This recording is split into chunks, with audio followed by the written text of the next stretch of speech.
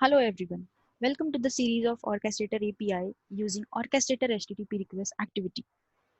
In the last video, we have seen that how we can get all the robot logs available on Orchestrator.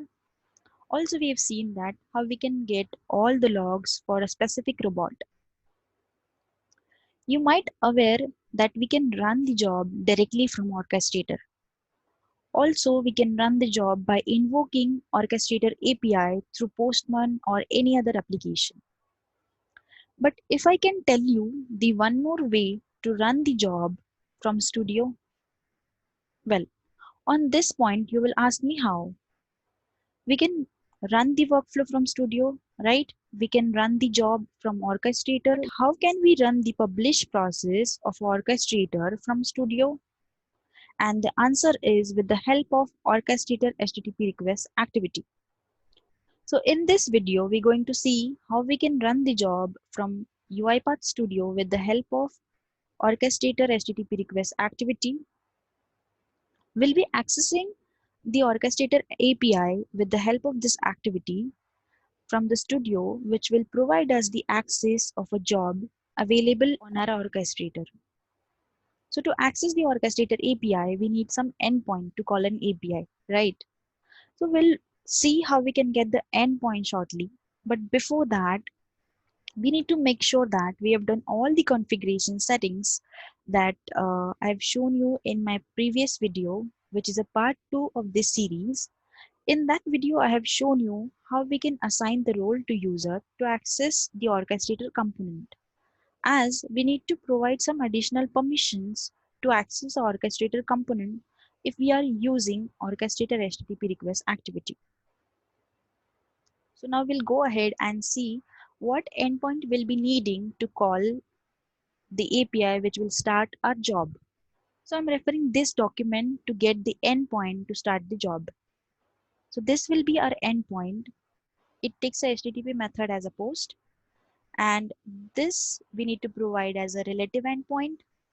And I have already told you we don't need any authorization or any bearer token. Uh, Also, we don't need any tenant name or folder ID to provide if we are using orchestrator HTTP request activity, as our orchestrator is already connected with our robot, so it is taking all the details by itself. But as we are calling the post method, so we need to pass some input to this API, right? So what input we need to provide? This detail we need to provide as an input to this request API. And if you can see this detail, you'll able to see we need to provide a release key, which is the key of a release that we need to run. And the robot ID is the ID of a robot on which the job is going to run. So in short, to call an API to start the job, the prerequisite is release key and the robot ID. So first we need to get the release key and the robot ID, then we can call the API to start the job.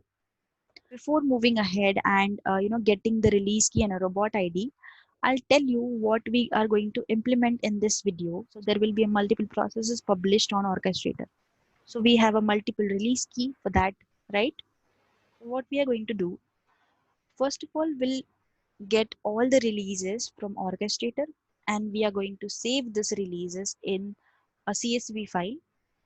Later on, we'll fetch the robot detail, which is a robot ID, and we'll save that details, or we can save that robot ID in one data item. Later, we'll ask a user to enter a release key for which user want to run the job that we have stored in a CSV file. And after that, our bot will run that particular release entered by user. So I hope you're clear with the use case. So now let's go ahead and see how we can get the release key. So to get the release key, I'm calling this endpoint, which is this. The method will be a get method. Again, we don't need to mention any of this detail. So we'll go ahead quickly and we'll create a workflow in which we'll get all the releases available on Orchestrator. So I have created a process in which we'll create one sequence, and inside that I'll drag one more sequence for getting release. Inside this sequence, I'll drag orchestrator HTTP request activity, which will allow me to call the request API to get the release key. I have already briefed you about this activity, what input it is taking, what output it is giving in my earlier video. You'll find the link of that video in the description box.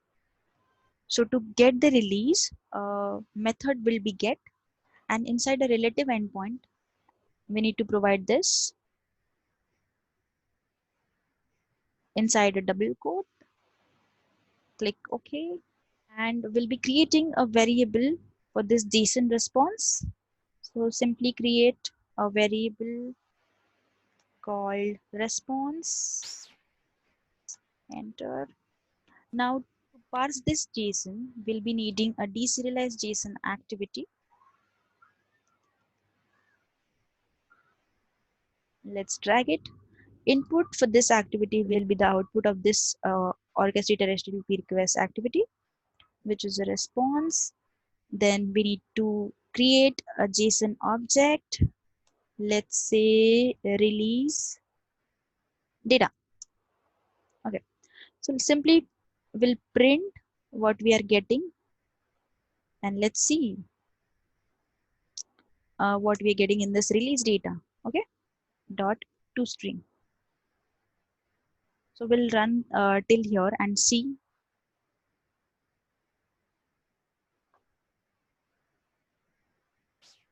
So as you can see here, O data count is 2. That means we have 2 releases.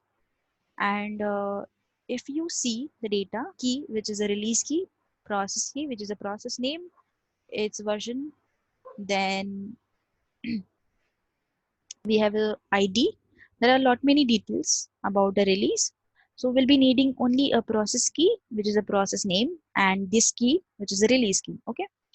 To access a process key and the release key, we need to iterate through the JSON array, which is value. So I'll quickly tell you how we can access this release key and process key. So to access the release key and process key, we need a for each loop. So inside a for each loop,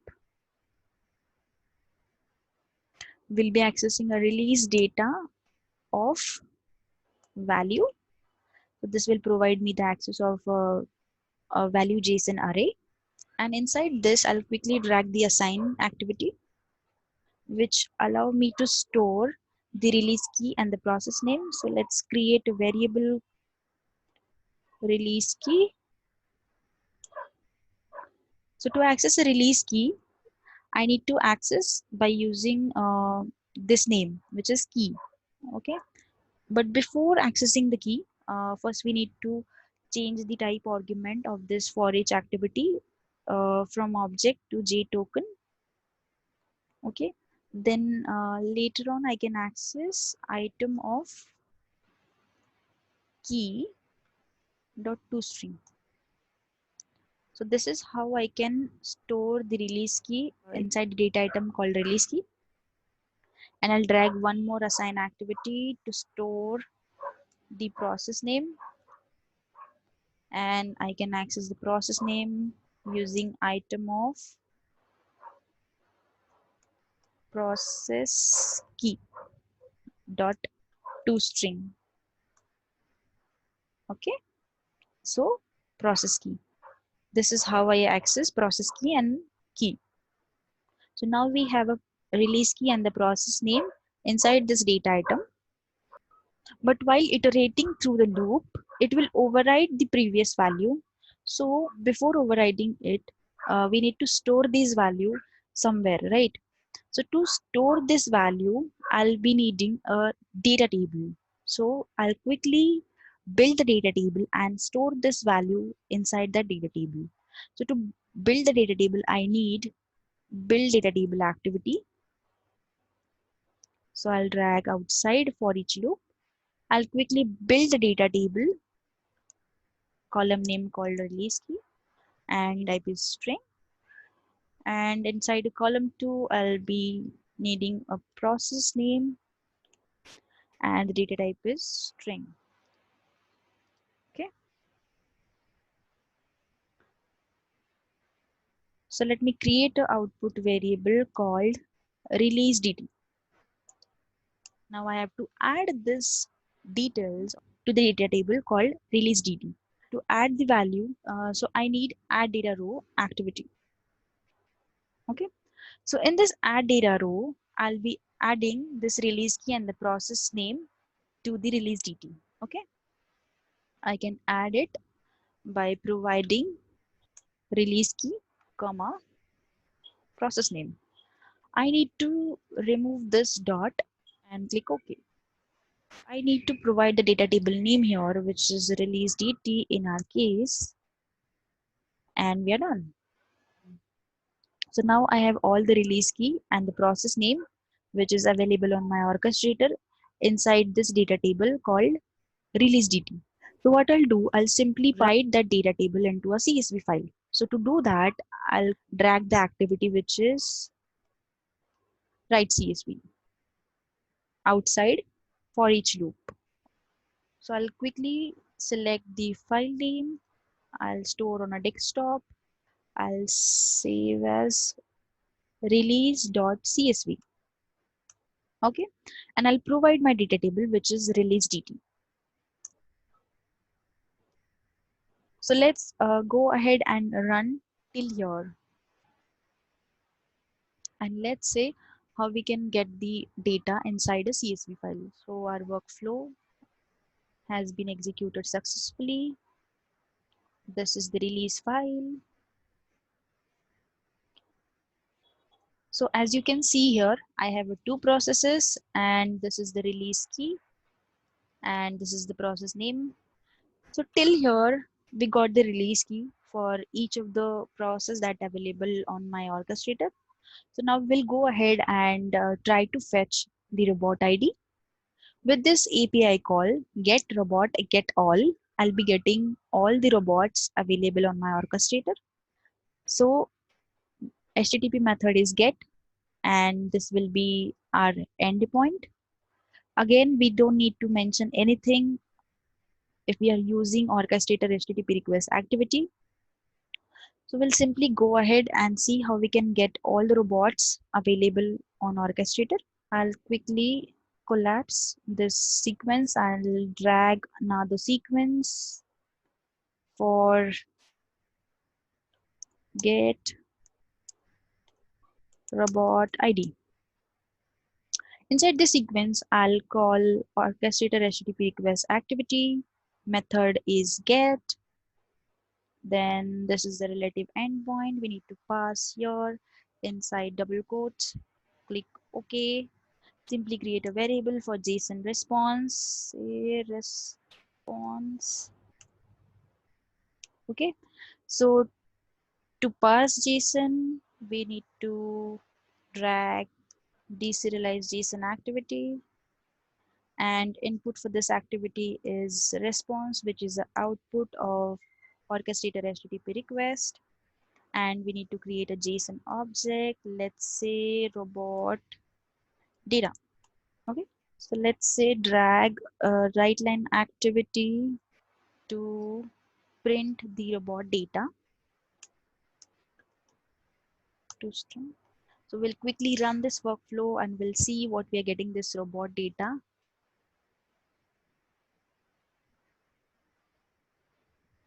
You can see here we got the robot details. So this is the robot name, this is the robot ID, okay, and so on.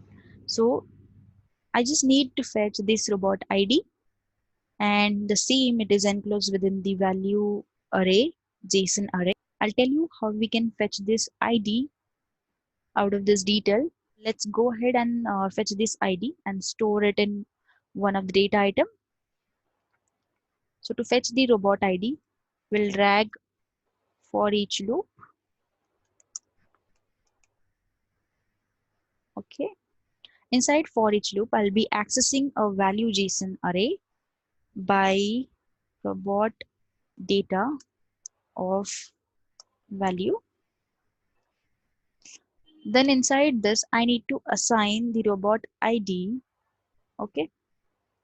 So I'll create one variable called robot ID,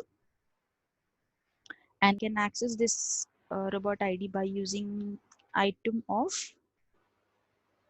ID inside the double quote dot to string. Again, we need to select the type argument as JToken. Okay. So simply also we can print what we are getting inside a robot ID if we want, and we can run.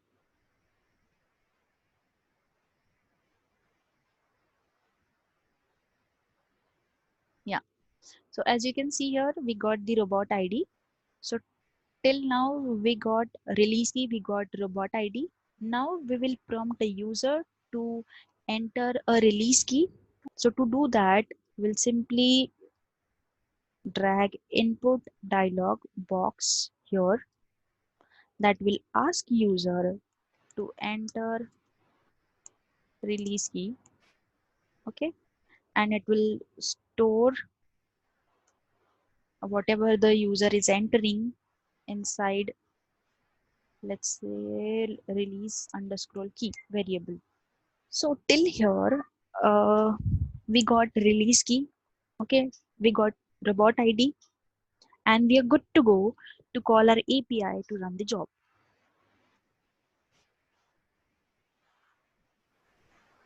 So to start the job, we need to call this endpoint. So let's copy this endpoint and go to our workflow. Drag one sequence here. That will be for run the job. Okay. Again, inside this sequence, we'll drag orchestrator HTTP request activity. So endpoint will be which we have copied. Click OK. Make sure that we need to select the post method for this API call. So we'll select the post method from this drop down. We don't need to provide any bearer token. We don't need to provide any tenant name, folder name, but we need to provide this input as a body to this API call.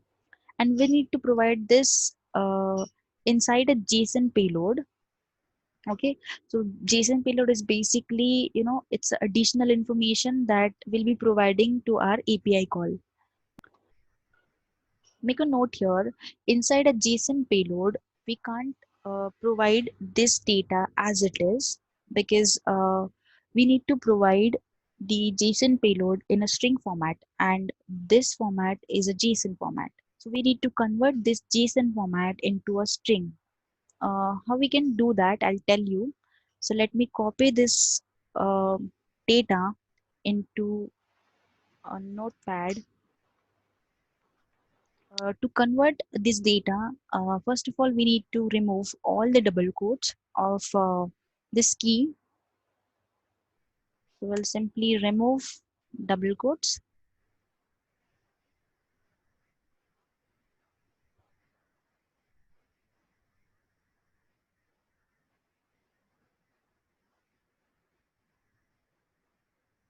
So the second thing, we need to replace the double quote with a single quote for this value.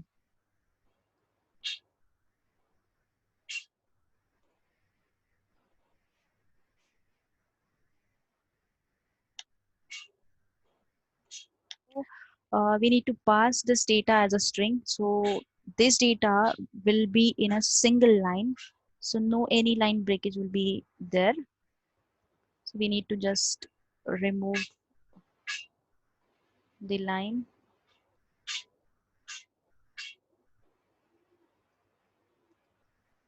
So we have just converted our JSON data into string, but this is not yet completed because This is not our data and it is a hard code value. So we have to replace with our data item. So let's copy this and we'll paste it in a JSON payload and we'll replace over there.